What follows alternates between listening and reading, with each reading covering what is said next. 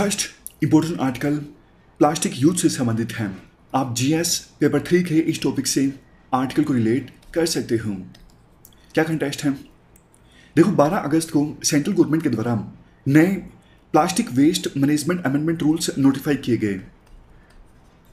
ये रूल्स बताते हैं कि प्लास्टिक की जो समस्या है वो बहुत ही ज़्यादा बढ़ गई है, तभी सरकार ये नए रूल्स लेके आई है प्लास्टिक यूज़ को कम करने के लिए। इन नए रूल्स के अनुसार अगले साल 1 जुलाई से पहले कुछ ऐसे गुड्स यानी कुछ ऐसी चीज़ें जो देखो प्लास्टिक से बनी हैं, पॉलीस्टीरीन से बनी हैं या फिर एक्सपेंडेड पॉलीस्टीरीन से बनी हैं, ऐसे गुड्स की मैन्युफैक्चरिंग सेल पर पूरी तरह से बैन होगा।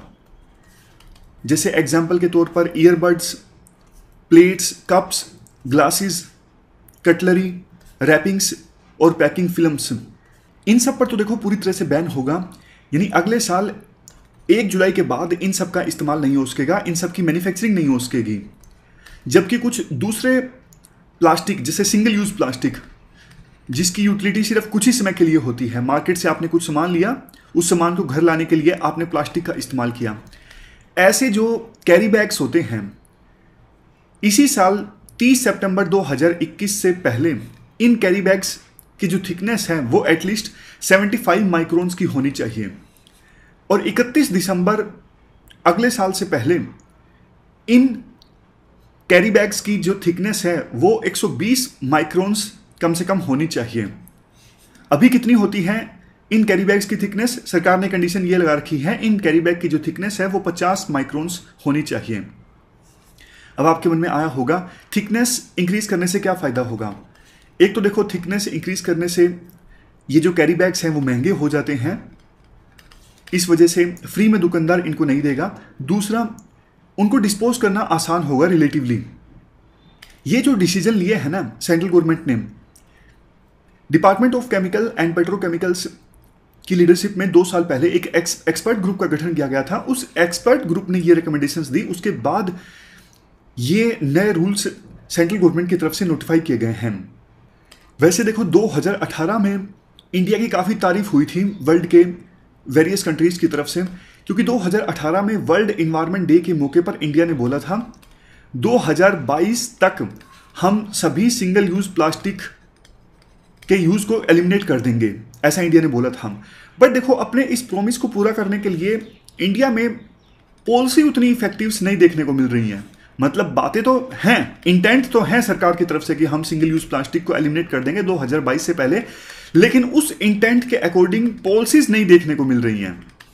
22 स्टेट्स ने पास्ट में अनाउंस किया है सिंगल यूज प्लास्टिक पे बैन, लेकिन देखो कोई खास इंपैक्ट देखने को मिला नहीं। प्लास्टिक का जो इस्तेमाल है चोरी छुपे होता रहा, प्लास्टिक्स वेटलैंड्स को, वाटरवेज को ब्लॉक करता रहा, और वही प्लास्टिक्स टीयर एंड वियर होने के बाद माइक्रो प्लास्टिक के फॉर्म में पहुंच जाता है ओशियंस में, और फिर हमारी फूड चेन में भी एंटर कर जाता है।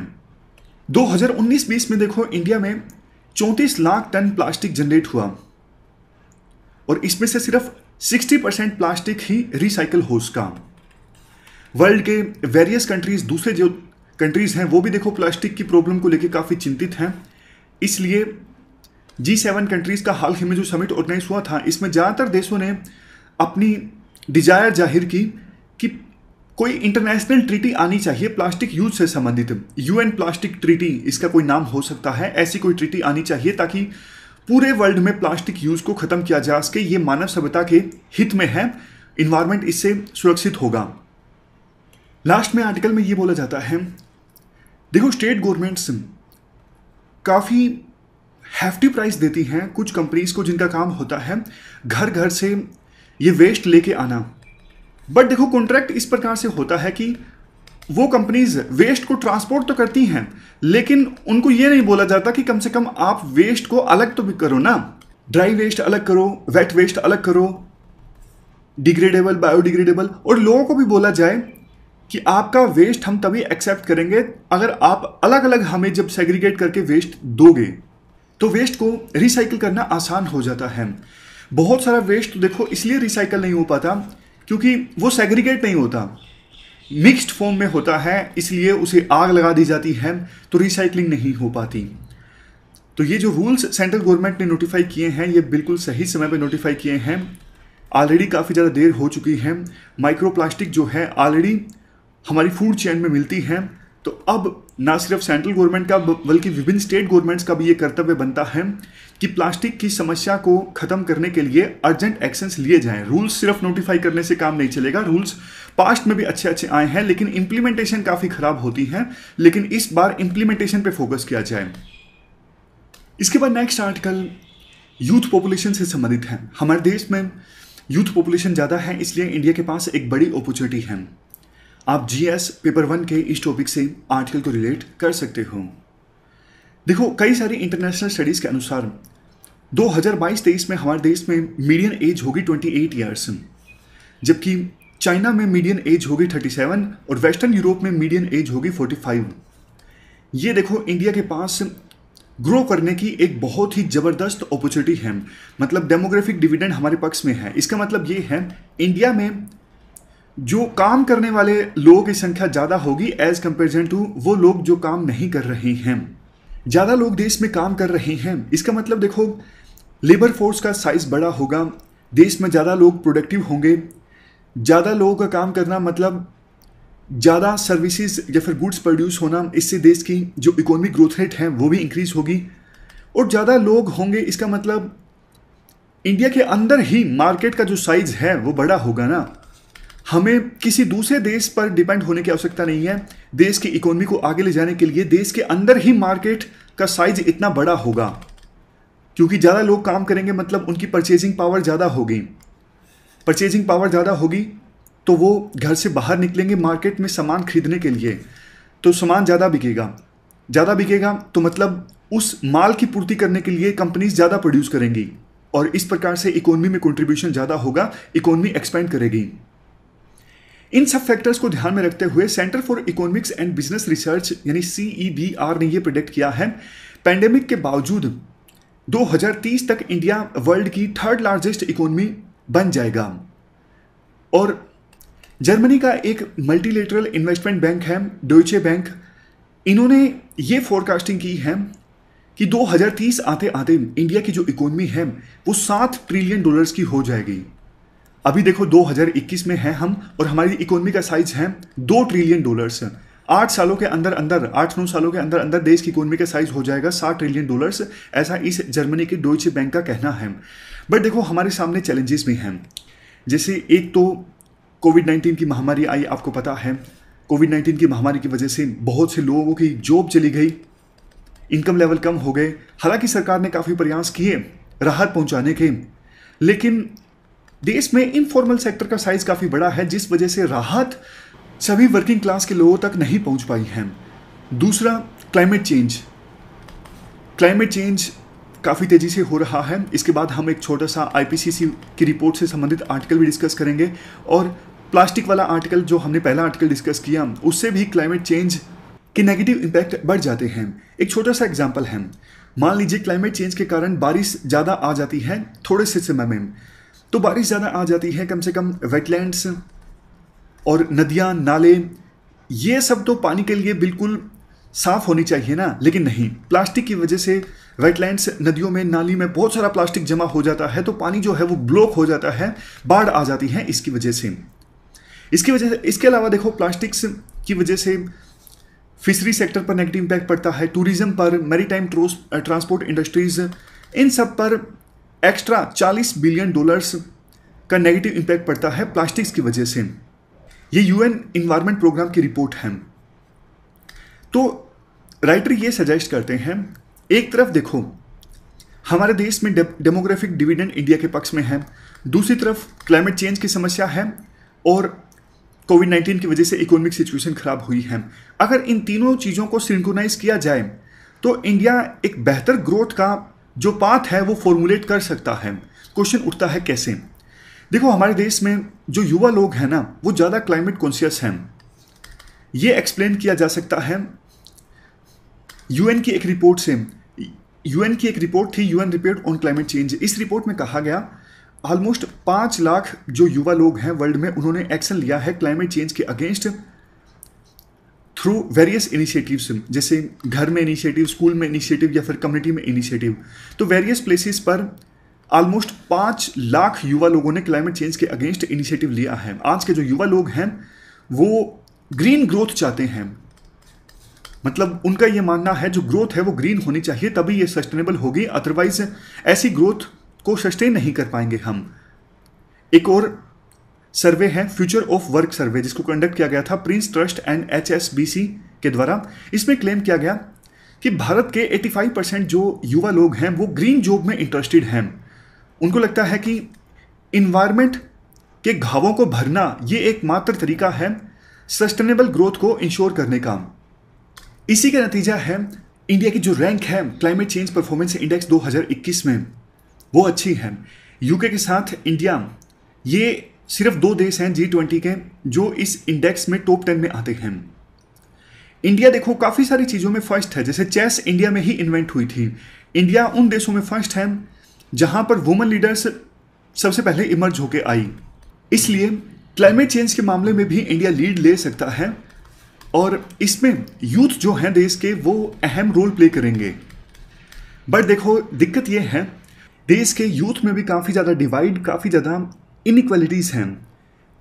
बेशक अर्बन और रूरल एरियाज में कुछ ही किलोमीटर का फासला हो, लेकिन डिवाइड काफ़ी है। लॉकडाउन की वजह से, कोविड-19 की वजह से ये जो डिवाइड है वो और भी ज़्यादा बढ़ गया है। इस गैप को कम करने के लिए पब्लिक प्राइवेट पार्टनरशिप मॉडल में काम करना होगा। युवा लोगों को एजुकेशन और स्किल्स प्रोवाइड करनी होगी ताकि वो अपने फुल पोटेंशियल को रियलाइज कर सकें। ज़्यादा लेबर इंटेंसिव सेक्टर्स को सपोर्ट प्रोवाइड करना होगा ताकि ज़्यादा से ज़्यादा जॉब क्रिएशन हो। देखो हमारे देश में बढ़ती हुई जो युवा पॉपुलेशन है ये देश को एक बहुत बड़ा मौका देती है हायर इकोनॉमिक ग्रोथ रेट सुनिश्चित करने के लिए और पाथ ब्रेकिंग इनोवेशन लाने के लिए। इस वजह से हमारे देश में आगे जो पॉलिसीज आए ना वो ऐसी हों जो ह्यूमन डेवलपमेंट को इन्हेंस करें, हमारे देश में जो स्टैंडर्ड ऑफ लिविंग है उसे इन्हेंस करें और इसका जो लाभ है वो देश के कोने कोने तक पहुंच के, ताकि देश का कोने कोने में जो युवा मौजूद हैं वो आगे बढ़ सकें, वो देश के निर्माण में अपना अपना कंट्रीब्यूशन दे सकें। तो ये हमने पूरा आर्टिकल डिस्कस किया डेमोग्राफिक डिविडेंड से संबंधित। चलते हैं आगे। इसके बाद नेक्स्ट आर्टिकल, यूएसए और पाकिस्तान के बीच कैसी इक्वेशन से इमर्ज हो रही हैं अफगानिस्तान में सत्ता चेंज के बीच। आप GS पेपर 2 के इस टॉपिक से आर्टिकल को रिलेट कर सकते हो। देखो बाइडन को यूएसए के राष्ट्रपति बने ऑलमोस्ट 6 महीने पूरे हो चुके हैं, लेकिन बाइडन ने अभी तक एक बार भी पाकिस्तान के प्रधानमंत्री इमरान खान से बात नहीं की है और इस चीज़ की पाकिस्तान में काफ़ी ज़्यादा फ्रस्ट्रेशन देखने को मिल रही है क्योंकि वो एक से अधिक बार प्रधानमंत्री मोदी से बातचीत कर चुके हैं। तो पाकिस्तान के प्रधानमंत्री इमरान खान ने ऐसी ऐसी बातें भी बोली हैं कि यूएसए को पाकिस्तान की आवश्यकता तभी पड़ती है जब कुछ अफगानिस्तान में मैस क्लियर करना हो, अदरवाइज उनका टिल्ट इंडिया की तरफ ज़्यादा है। तो मतलब फ्रस्ट्रेशन जो है वो पाकिस्तान में खास तौर पर देखी जा रही है कि अभी तक बाइडन ने पाकिस्तान के प्रधानमंत्री से फ़ोन पे बात क्यों नहीं की। जबकि देखो दूसरी तरफ यूएसए का फ्रस्ट्रेशन ये है कि हम अफगानिस्तान में युद्ध हारे पाकिस्तान की वजह से। पाकिस्तान एक तरफ ये दावा करता है कि हम तालिबान को टेबल पर लेके आए और हमारी बदौलत ही तो पिछले साल फरवरी में तालिबान के साथ में दोहा पीस एग्रीमेंट साइन हो सका, लेकिन यूएसए का ये कहना है पीस एग्रीमेंट साइन होने का फायदा ही क्या हुआ। इस प्रकार से मिलिट्रीली टूल्स की सहायता से तालिबान ने अफगानिस्तान की सत्ता पर कब्जा कर लिया।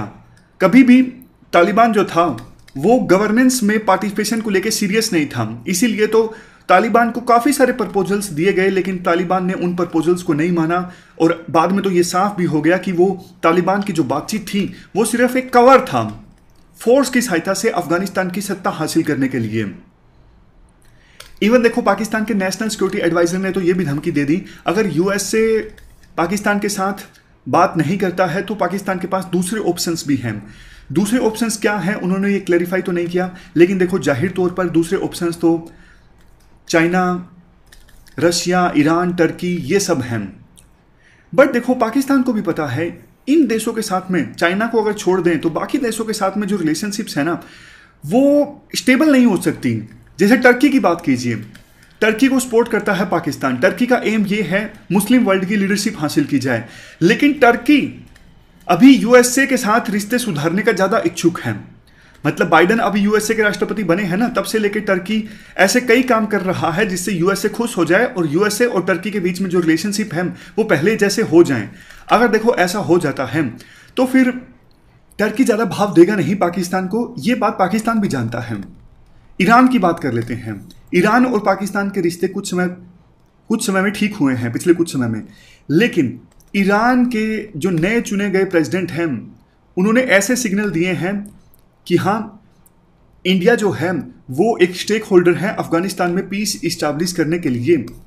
तो पाकिस्तान इससे खुश नहीं होगा। पाकिस्तान तो ये चाहता है अफगानिस्तान में इंडिया का कोई भी रोल नहीं होना चाहिए।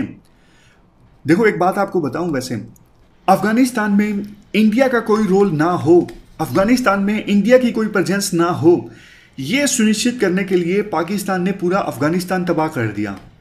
और इसकी जो आंच है वो पाकिस्तान तक भी आएगी। कैसे? देखो ऐसे, पाकिस्तान को हमेशा इनसिक्योर महसूस करता है कि अगर अफगानिस्तान में इंडिया की फ्रेंडली गवर्नमेंट है तो फिर इंडिया ना अफगानिस्तान का इस्तेमाल कर सकता है बलूचिस्तान को पाकिस्तान से अलग करने के लिए। ये जो बात है ना पाकिस्तान को खाई जाती है हमेशा से। इसलिए पाकिस्तान को ये लगता है कि अफगानिस्तान में ऐसी गवर्नमेंट होनी चाहिए जो हमारे इशारों पर चले और जो इंडिया का साथ ना दे, जिसका इंडिया के साथ कोई रिलेशनशिप ना हो। ऐसा कैसे हो सकता है? इसके लिए पाकिस्तान ने तालिबान खड़ा किया। इसके पीछे देखो वैसे एक लंबी कहानी है। जब यूएसएसआर अफगानिस्तान में था ना, तो उस समय यूएसए के साथ मिलके यूएसएसआर के अगेंस्ट मुजाहिदीन को सपोर्ट किया गया पाकिस्तान के द्वारा। लेकिन देखो जब यूएसएसआर चला गया 1989 के बाद, यूएसएसआर के डिसइंटीग्रेशन हो गया, तो उसके बाद ना काफ़ी सारे मुजाहिदीन थे। ये जो अहमद मसूद हैं और मोहम्मद अटानूर, दोस्तम, ये काफ़ी सारे मुजाहिदीन थे जो पाकिस्तान की बात नहीं मानते थे, बल्कि ये तो इंडिया के साथ फ्रेंडली हो गए थे। अहमद मसूद टाइप जो नॉर्दर्न अलायंस में थे बाद में। तो पाकिस्तान को लगता था अरे हमने तो मुजाहिदीन को सपोर्ट किया, ये हमारी बात मानते ही नहीं। तो पाकिस्तान ने इनमें से भी कुछ मुजाहिदीन को छांट लिया, मतलब अलग कर लिया, आइडेंटिफाई कर लिया। भाई ये जो मुजाहिदीन है ना, इनका जो इस्लाम का वर्जन है ना, ये थोड़ा ज़्यादा स्ट्रिक्ट है, ये सरिया लागू करना चाहते हैं, ये हमारे इशारों पर काम करेंगे। यही लोग मुजाहिदीन से जिनका इस्लाम का वर्जन खराब है, जो सरिया लागू करना चाहते हैं, सरिया के अनुसार महिलाएं जो हैं वो घर से बाहर अकेले नहीं निकल सकती, तो ऐसे मुजाहिदीन को पाकिस्तान ने सपोर्ट करना स्टार्ट किया। अफगानिस्तान पाकिस्तान के बॉर्डर पर पाकिस्तान के करीब जो मदरसा है पाकिस्तान के अंदर, उस मदरसा में ऐसे ऐसे लोग तैयार होते हैं, उनको ऐसी ऐसी शिक्षा दी जाती है कि सरिया लागू होना जरूरी है, जिनको जो अफगानिस्तान के वाइस प्रेसिडेंट है वो जोम्बी कहते हैं। भैया तो सिर्फ जोम्बी है, इनका माइंड वॉश कर दिया गया है, इनको एक पाठ पढ़ा दिया गया है कि इस्लाम का ये वर्जन जो है वो सही है। पाकिस्तान ने ऐसे ऐसे लोगों को सपोर्ट किया और ऐसे ऐसे लोग तालिबान की मूवमेंट में शामिल हुए और ऐसे ऐसे लोगों ने अभी अफगानिस्तान की सत्ता पर कब्जा कर लिया है। अपनी इस इंटेंशन के चलते कि अफगानिस्तान में जो सत्ता आए उसका इंडिया के साथ कोई लिंक नहीं होना चाहिए, इसलिए पाकिस्तान ने तालिबान को सपोर्ट किया, लेकिन उसका अफगानिस्तान के लोगों पर कितना नेगेटिव इंपैक्ट होगा वो आप देख सकते हो, पास्ट में भी आपने देखा होगा। अब लास्ट में देखो क्वेश्चन ये उठता है, क्या ये स्टोरी का एंड है? फ्यूचर में यूएसए और पाकिस्तान के बीच क्या कोई रिलेशनशिप नहीं होगी? देखो ये एंड नहीं है। अब एक दुखद बात बोलता हूं, आगे क्या होगा किसी को कुछ नहीं पता।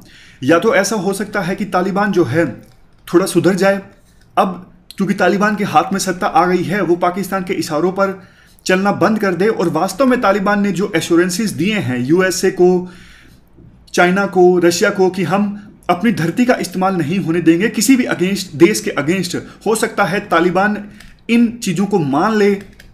या फिर देखो ये भी हो सकता है कि तालिबान चूंकि वो अपनी इस जीत को जिहादियों की जीत के रूप में देख रहा है, तो वो फिर से अल कायदा जैसे एलिमेंट्स को सपोर्ट करना प्रोवाइड कर दे बदला लेने के लिए। वर्ल्ड में दूसरी जगह जो जिहादी लोग हैं जैसे सीरिया में, लेबनान में, हमास टाइप के, हिजबुल्लाह टाइप के, इन लोगों को भी समर्थन देना स्टार्ट कर दे तालिबान। ये भी हो सकता है। अगर देखो ऐसा होता है तो ये वर्ल्ड भी पीस के लिए बहुत ही ज़्यादा खतरनाक साबित होगा। जैसे यूके के एक फॉर्मर डिफेंस सेक्रेटरी ने कहा, जिस प्रकार से वेस्ट ये चूज कर रहा है अफगानिस्तान में हम हार जाएं, आगे जाके ये जो अफगानिस्तान है ये जिहादियों की सेंचुरी बन सकता है और हो सकता है कि वेस्ट को वापस अफगानिस्तान में आना पड़े इन जिहादियों को खत्म करने के लिए। इसलिए हमें इस प्रकार से छोड़ के जाना ही नहीं चाहिए था। तो ये देखने वाली बात होगी। अभी पाकिस्तान अपना एक और कार्ड प्ले करेगा, देखना। पाकिस्तान अपना कार्ड ये प्ले करेगा यूएसए के आगे कि हमारी चलती है तालिबान के ऊपर, इसलिए तालिबान को कंट्रोल करने के लिए आप हमसे डील कीजिए। ये बात पाकिस्तान यूएसए को बोलने वाला है। अब देखना ये होगा यूएसए पाकिस्तान के इस कार्ड को लेता है या फिर नहीं लेता है। देखो, पहले तो पाकिस्तान ने हमेशा धोखा दिया। पाकिस्तान सबको धोखा देता है। उसका एक रीजन भी है।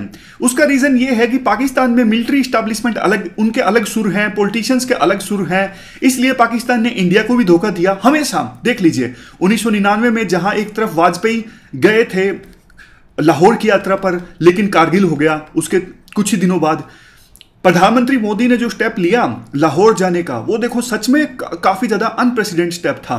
बिना बुलाए, मतलब बुलाया तो था, बिना ज्यादा फॉर्मेलिटी के वो अफगानिस्तान से आ रहे थे, लाहौर में रुक गए थे। तो ये एक इंडिया की कोशिश थी पाकिस्तान के साथ रिश्ते सुधारने की। उसके बाद क्या हुआ? पठानकोट हो गया, उसके बाद उरी हो गया। तो मतलब पाकिस्तान ना हमेशा बोलता कुछ है, करता कुछ है।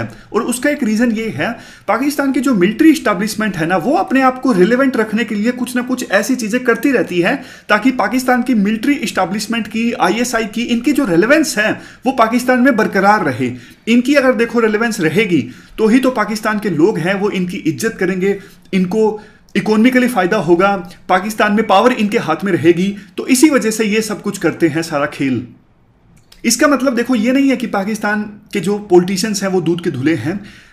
अभी जो इमरान खान है वो तो देखो, जिनके बारे में कहा जाता है वो तो सिलेक्टेड हैं, इलेक्टेड भी नहीं है। मतलब उनको तो मिलिट्री इस्टेब्लिशमेंट ने सिलेक्ट किया है कि ये प्रधानमंत्री बने। तो ऐसे लोग जो हैं वो फिर मिलिट्री के ही इशारे पर काम करते हैं।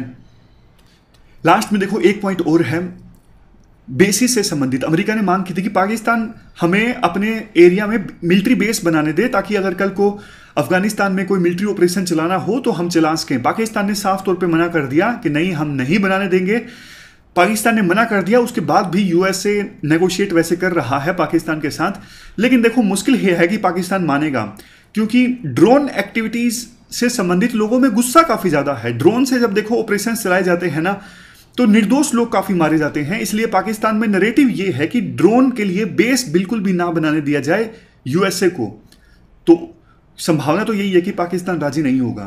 तो देखते हैं कि आने वाले दिनों में क्या होगा। बाइडन जो है वो पाकिस्तान के प्रधानमंत्री से फोन पर बात करते हैं या फिर नहीं करते हैं। ये हमने पूरा इशू डिस्कस किया। हमारी आज की इस डिस्कशन में इतना ही है। Thank you very much for discussion.